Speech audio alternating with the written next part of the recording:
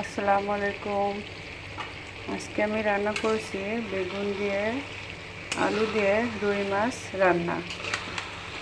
তো রুই মাছগুলো আমি আগে ভেজে নিছি, নেওয়ার পরে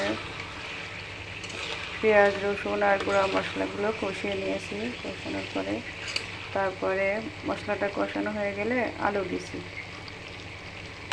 আলু কষানো হয়ে গেলে তারপরে যে বেগুন দিয়ে হালকা কষাচ্ছি, বেগুনগুলো একটু নরম হয়ে আসছে। এখন আমি ঝোলের পানি দিয়ে দেব।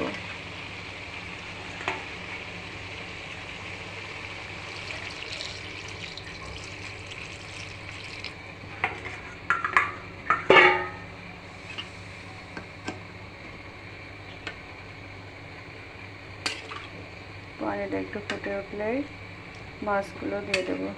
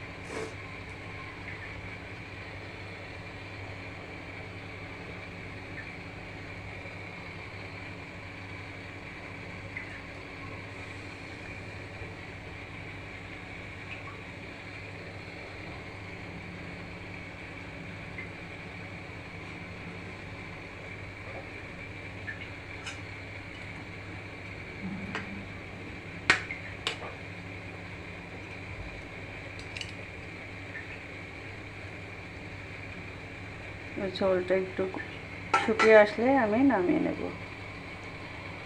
এভাবে সবজি খেতে কে কে পছন্দ করেন? সবজির ভিতর মাছ দিয়ে রান্না করলে সবজির টেস্ট অনেকটা বেড়ে যায়।